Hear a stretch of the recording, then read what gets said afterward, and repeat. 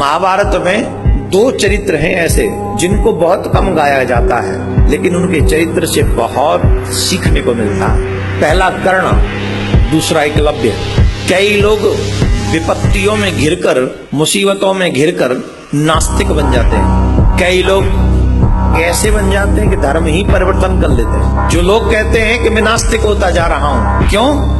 कि भगवान हमारी मदद ही नहीं करता। भगवान है कहाँ? है तो उसे हमारा दुख नहीं दिखता। तो आज मैं उसी प्रसंग को आपको बताना चाहता हूँ। जब पता चला कि कर्ण महाभारत का युद्ध होगा, तो महाभारत का युद्ध जब निश्चित होगा तो भगवान श्री कृष्ण ने सोचा एक योद्धा कौरवों की तरफ ऐसा है जिसे अगर पांडवों की तरफ ले लिया जाए तो पांडवों की विजय आज ही सुनिश्चित हो जाएगी। आज ही वो योद्धा आ जाए तो, और उस योद्धा का नाम था कर्ण। किसी और पर न ये जिम्मेदारी छोड़कर भगवान श्री कृष्ण कर्ण को समझाने के लिए स्वयं गए। और भगवान ये भी नहीं चाहते थे कि छोटे भाई के द्वारा, क्योंकि भगवान तो जानते ही थे किसका पुत्र है, इसलिए भगवान ये नहीं चाहते थे कि छोटे भाई के हाथ से ऐसा योद्धा मारा जाए। उससे बचने के लिए भी भगवान श्री कृष्ण कर्ण के पास में गए और कर्ण से कहा, कर्ण बहुत आदर करता था भगवान का, बहुत आदर करता था श्री कृष्ण का। तो कर्ण ने भगवान श्याम सुंदर को देखा, प्रणाम किया, आदर किया और कहा, हे माधव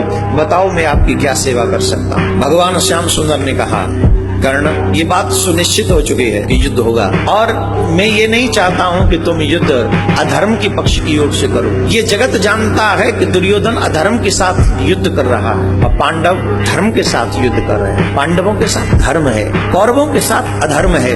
तुम जैसे महान योद्धा को अधर्म का साथ नहीं देना चाहिए, तुम जैसे योद्धा को, महारथी को धर्म का साथ देना चाहिए। कर्ण ने कहा, माधव आप मेरे यहाँ पधारे, आपका स्वागत है, परंतु एक बात बताइए, मुझे इस समाज ने दिया क्या?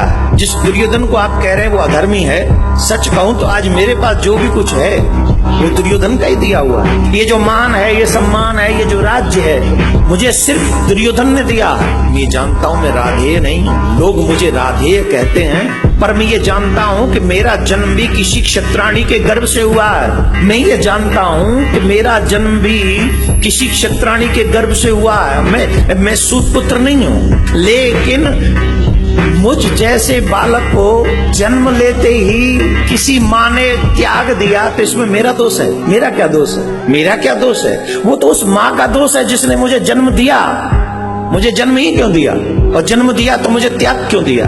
इसमें मेरा क्या दोष है? मेरा कोई दोष नहीं, फिर भी उस दोष को मैं ढो रहा हूँ। मुझे सूत पुत्र कहा जाता है, इसमें मेरा कोई कसूर नहीं। मैं द्रोणाचार्य के पास में गया, मैंने कहा मैं आपसे शिक्षा, धनुष विद्या सीखना चाहता हूँ। तो उन्होंने कहा तुम सूत पुत्र हो, मैं तुम्हें शिक्षा नहीं दे सकता, क्योंकि मैंने सिर्फ क्षत्रियों को धनुष विद्या सिखाने का वचन लिया है। मैं जानता था उनका पुत्र तो ब्राह्मण पुत्र हुआ, फिर भी वो अपने पुत्र को धनुष विद्या दे रहे थे, पर मुझ पात्र को भी कुपात्र बना दिया। मुझे धनुष विद्या नहीं सिखाई।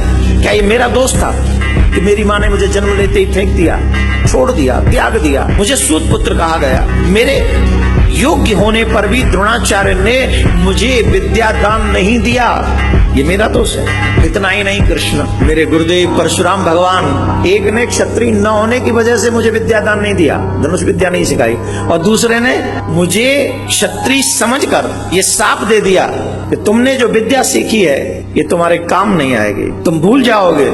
एक ने क्षत्रिय न समझकर मुझे छोड़ दिया, एक ने क्षत्रिय समझकर मुझे शाप दे दिया, ये मेरा दोष है। मेरी माँ ने मेरा त्याग किया, ये तो मेरा दोष नहीं। इतना ही नहीं, एक गऊ चराने वाले ग्वाले ने भी मुझे इसलिए शाप दे दिया क्योंकि मैं अनजाने में मेरे बाण से उसकी गाय मर गई। मेरा दोष नहीं था, मैंने जानबूझ के कुछ नहीं किया, फिर भी मुझे शाप सहन करना पड़ा। मैं जानता हूँ कि दुर्योधन अधर्मी है, मैं जानता हूँ कि वो जिद्दी है, मैं जानता हूँ कि वो कुमार्ग पर जा रहा है। मैं द्रौपदी के स्वयंवर में उन सभी योद्धाओं से श्रेष्ठ था जो स्वयंवर में मौजूद थे। वे मत्स्य वेदन कर सकता था, उस मछली की आंख को मैं निशाना बना सकता था, लेकिन द्रौपदी ने भरी सभा में मुझे सूत पुत्र का, एक योद्धा का अपमान किया। ये बार बार अपमान सहा है कृष्ण मैंने। आज जो भी मेरे पास है ना वो दुर्योधन का दिया हुआ है, और मेरा धर्म कहता है जिसने तुम्हारा मान रखा है उसको विपत्ति काल में अकेला छोड़कर कभी नहीं जाना चाहिए। मैं अपने दुर्योधन के साथ खड़ा हूं माधव, वो मेरा मित्र है, मेरे पास जो कुछ है उसी का दिया हुआ है।